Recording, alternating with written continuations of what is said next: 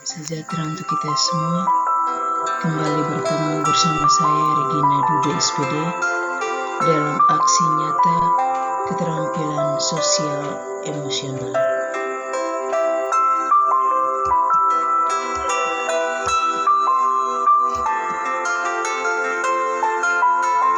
Pembelajaran sosial emosional merupakan pembelajaran yang dilakukan secara kolaboratif seluruh komunitas sekolah. Proses kolaborasi ini memungkinkan anak dan orang dewasa di sekolah memperoleh dan menerapkan pengetahuan, keterampilan, dan sikap positif mengenai aspek sosial dan emosional. Penerapan pembelajaran sosial emosional pada materi asam dan basa dengan menggunakan model pembelajaran kontekstual teaching and learning.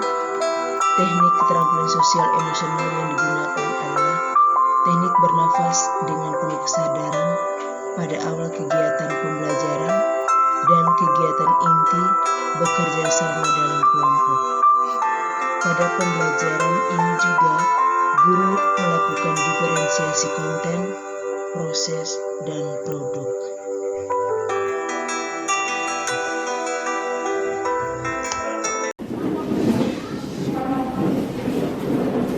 Selamat pagi semua. Yang pertama jangan lupa protokol kesehatan.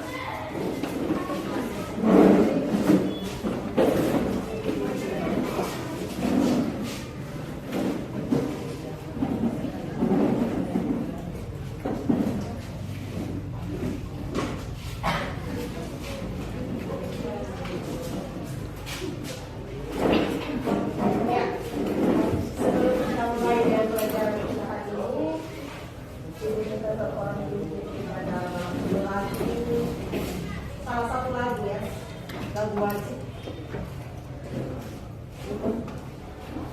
Coba kalian.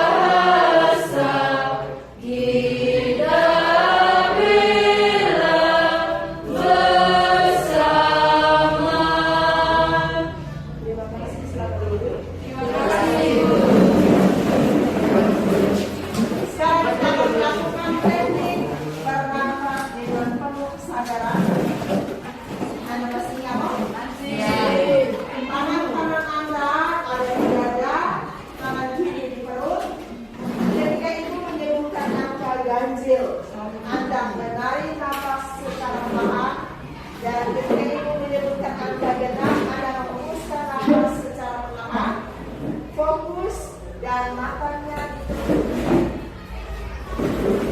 Kita mulai, matanya ditutup.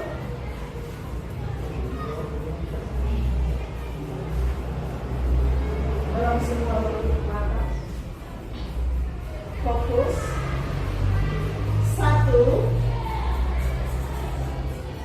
3,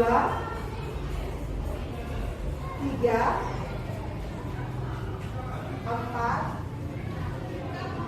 5, 8, 9, 10. Anda stop. Kemudian selanjutnya Anda mengucapkan doa di dalam hati masing-masing sesuai dengan keyakinan masing-masing.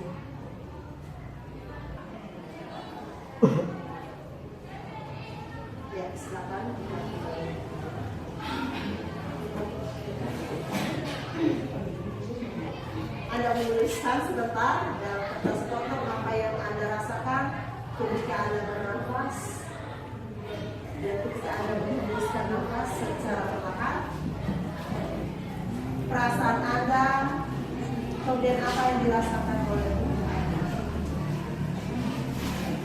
Kita akan memulai pelajaran kita. Yang tidak hadir hari ini siapa? Sakit atau Pak Ici? Siapa lagi? Ya, jadi hanya satu orang ya. Seperti yang sudah Ibu sampaikan pada pertemuan yang lalu, hari ini kita akan melakukan identifikasi asam dan basa dengan menggunakan indikator alami dan indikator buatan. Sebelumnya, apa itu asam? Yang tahu ada tahu?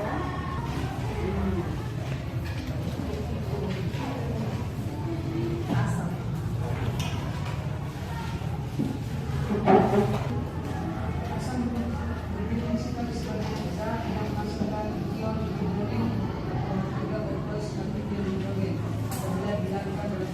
Ya, terima kasih, bagus. Jadi alasan yang menghasilkan ion H+ apabila dilarutkan di dalam air. Selanjutnya apa itu basa?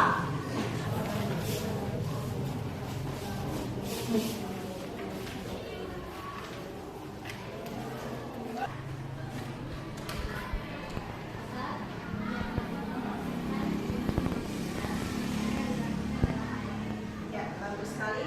Jadi basa adalah zat yang dapat menghasilkan ion OH- atau ion hidroksida apabila dilarutkan di dalam air. Dalam kehidupan sehari-hari Anda sering menjumpai asam dan basa. Mungkin ada yang bisa memberikan contoh zat yang mengandung asam dan basa dalam kehidupan sehari-hari. Titik. Asam bisa ditemukan pada buah apel, buah mangga, asam, kemudian basa tidak ditemukan pada sabun dan sayur-sayuran. Ya, bagus sekali. Jadi asam itu bisa dalam buah mangga, apel, buah asam itu sendiri, ya. Kemudian basa itu misalnya dalam sabun dalam kehidupan sehari-hari. Ada yang bisa menceritakan pengalaman ketika dia mencuci piring. Misalnya di piring itu ada bekas kunyit. Ketika dia menggunakan sabun untuk mencuci piring yang bekas kunyit. Ya. Natalia ini coba. Kalau mau mencuci piring, apa yang mau lihat?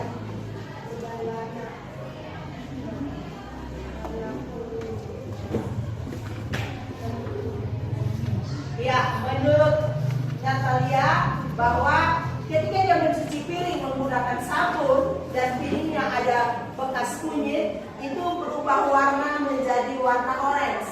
Ada yang punya pengalaman lain? Ya. Omong saja dari pengalaman yang kamu lihat. Ada yang warna lain? Coba. Aku warna apa? Ketika aku mencuci piring ada bekas kunyit. Ya, warna merah. Ya. Jadi itu pengalaman Anda ketika Anda mencuci piring menggunakan sabun dan ada bekas kulitnya. Yang lain lagi misalnya ada yang pernah buat tes kulit? Menggunakan apa?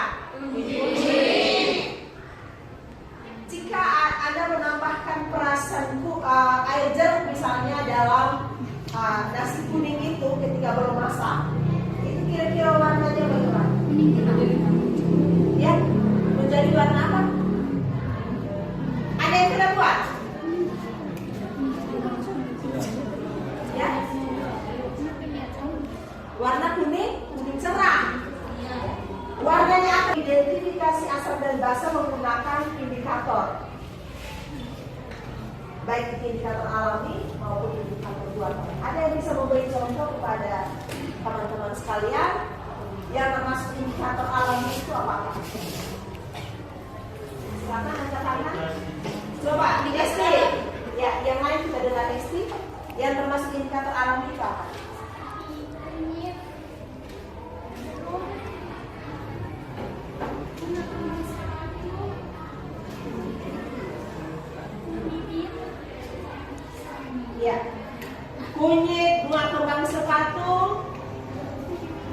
bisa pakai kol, yang extra kol. Jadi itu yang bisa digunakan untuk indikator alami. Sedangkan indikator buatan, yang termasuk indikator buatan, Biasa kita ya mungkin lakukan di laboratorium seperti fenolphthalein, brontimultiru, metil merah, metil jingga. ya fenolphthalein, brontimol biru, metil jingga, metil merah, bagus sekali. Ada yang lain lagi?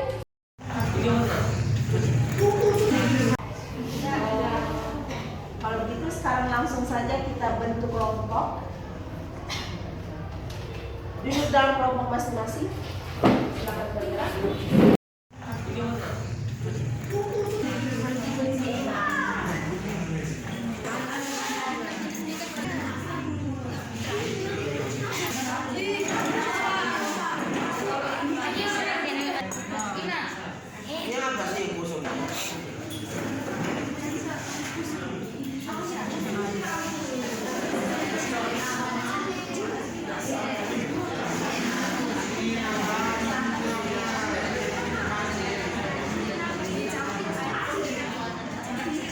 Kelompok 4 untuk menyampaikan hasil diskusi dan praktek hari ini. Silakan.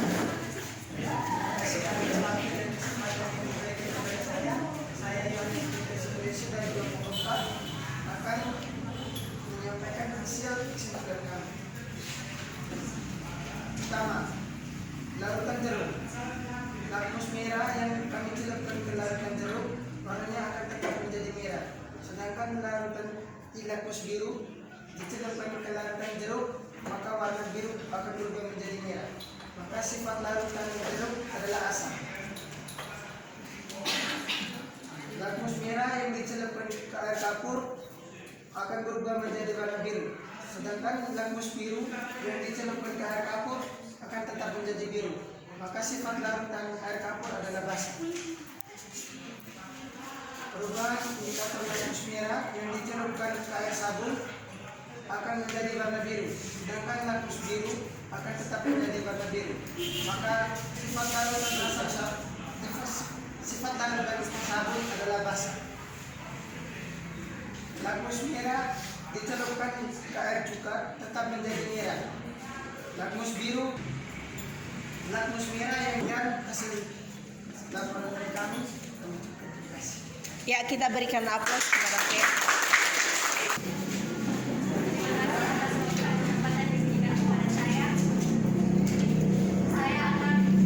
Saya mewakili kelompok 5 akan menjelaskan atau akan mempresentasikan hasil kerja kami.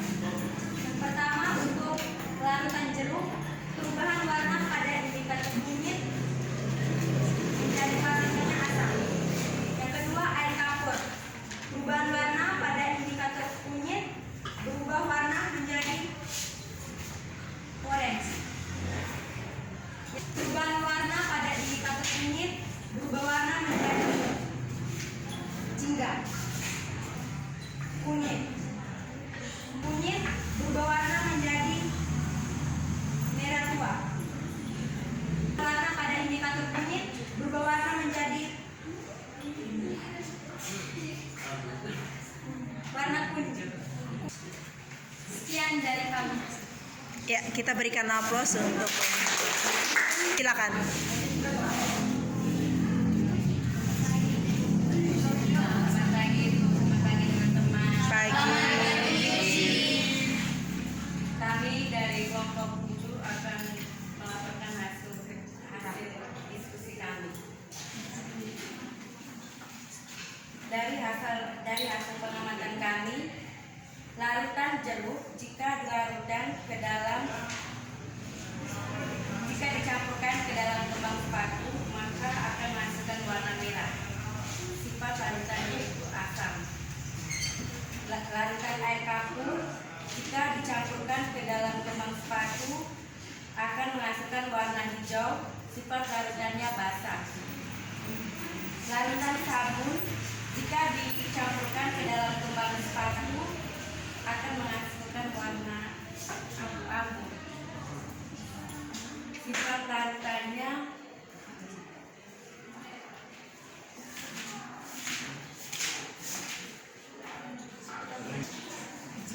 larutannya asam. Larutan NaOH jika dicampurkan ke dalam kembang sepatu maka akan menghasilkan warna hijau. Sifat larutannya basah. Larutan HCl jika dicampurkan ke dalam kembang sepatu maka akan menghasilkan warna merah. Sifat larutannya asam. Terima kasih. Ya, kita berikan aplaus. Sekarang Ibu akan memberikan kesempatan kepada kelompoknya Sandra untuk menyimpulkan kegiatan praktik untuk indikator buatan hari ini. Silakan.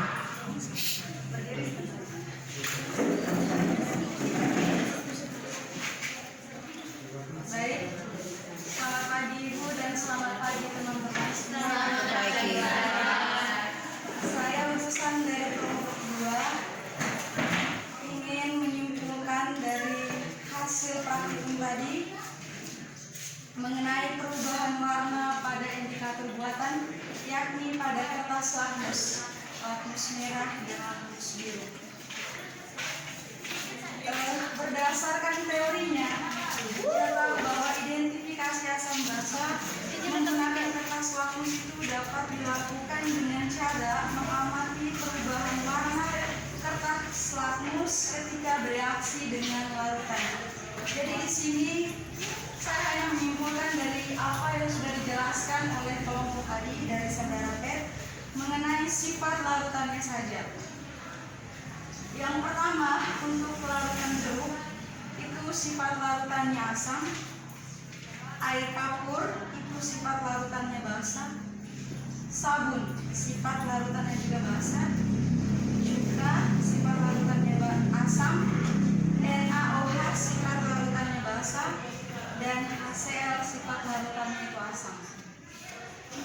Ya, sekian penjelasan singkat dari saya. Atas perhatiannya saya ucapkan terima kasih. Ya, kita berikan aplaus. Kesempatan kepada Titin untuk menyimpulkan hasil percobaan tadi berkaitan dengan indikator alami yaitu kunyit. Silakan. Selamat pagi Ibu, selamat pagi teman-teman sekalian. Pagi. Dari utusan kelompok 5 akan menyimpulkan tentang perubahan warna pada indikator buatan kunyit dari divisi kelompok kalian dan kunyit. Baik. Untuk sifat larutan dari jeruk itu dia berubah warna menjadi kuning, berarti dia bersifat asam lemak. Larutan yang bersifat asam lemak. Untuk cuka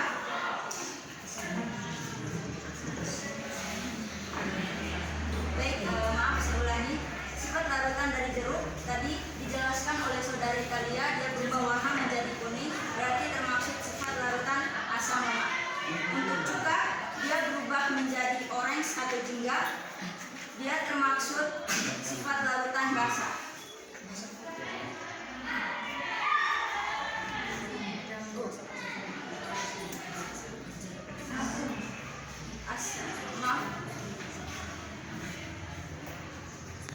Untuk sifat larutan dari sifat tadi, maaf saya ulangi, itu termaksud dia berubah warna menjadi kuning, termasuk asam lemak. Untuk NaOH sebenarnya termaksud dari basah, namun dicampurkan dengan ekstrak kunyit tadi dia berubah warna menjadi merah yang termaksud sifat larutan asam kuat. Kemudian untuk HCl dicampurkan dengan ekstrak kunyit dia berubah warna menjadi kunyit yang termaksud sifat larutan asam lemak. Kemudian untuk air kapur dicampurkan dengan ekstrak kunyit dia berubah warna menjadi orange atau jingga yang termaksud basah. Kemudian untuk sabun dia dicampurkan dengan ekstrak kunyit dia berubah warna menjadi coklat muda. Itu termaksud dalam basah. Kemudian untuk sekian dari saya, terima kasih. Kesempatan untuk kelompoknya Mira untuk menyampaikan kesimpulan. Silakan.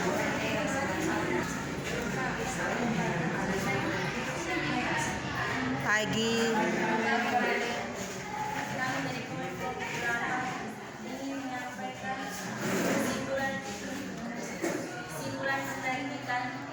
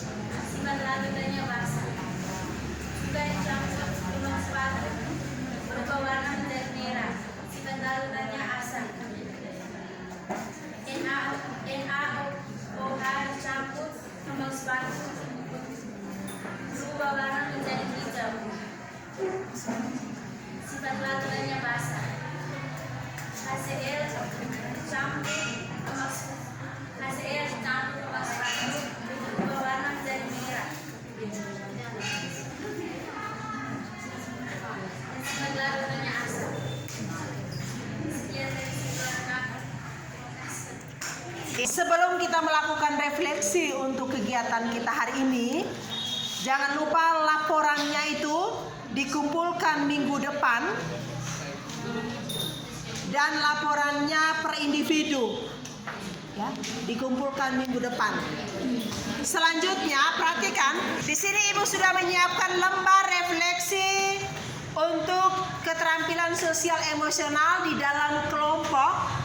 Maka Ibu akan membagikan masing-masing kelompok Anda untuk mengisi bagaimana proses diskusi Anda dengan rekan Anda, dan isilah secara jujur ya. Ada 8 lembar karena kita ada 8 kelompok. Ibu akan membagikannya. Jadi baik, sekarang kita akan melakukan refleksi untuk kegiatan kita hari ini. Ibu bisa meminta 2 orang yang belum pernah berbicara dari tadi nih. Yang pertama itu Hesti, dan yang kedua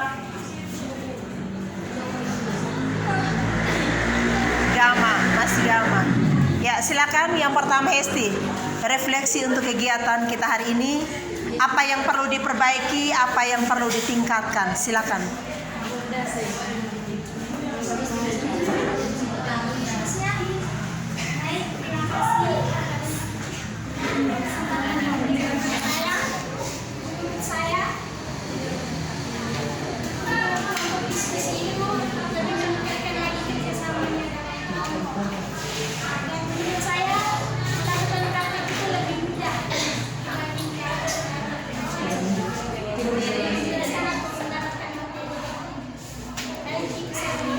Ya, kita berikan aplaus untuknya. Yang kedua, silakan.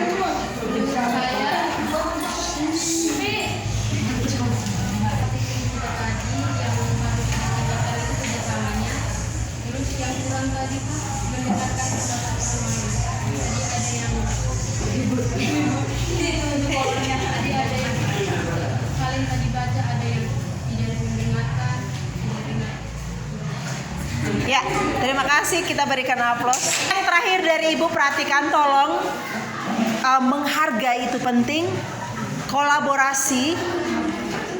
Setiap kegiatan proses pembelajaran itu tolong LKPD, lembar kerja peserta didik atau LKS itu kalau sudah dibagikan tolong dibaca, dipersiapkan apa yang akan dilakukan hari ini sehingga Anda sudah punya bayangan tentang materi yang akan dipelajari atau yang akan dipraktekkan ya. Butuh keseriusan juga dari teman-teman yang lain. Dan bagi yang belum memakai masker, tolong perhatikan itu. Karena itu menjaga diri Anda dan juga teman-teman yang lain itu penting ya. Jangan lupa untuk laporannya perorangan. Yang berikut adalah masing-masing kelompok membereskan semua peralatan ini, membersihkannya. Nanti Sandra dengan Titin bertanggung jawab untuk keselamatan alat-alat ini. Sekian saja hari ini, sampai ketemu minggu depan.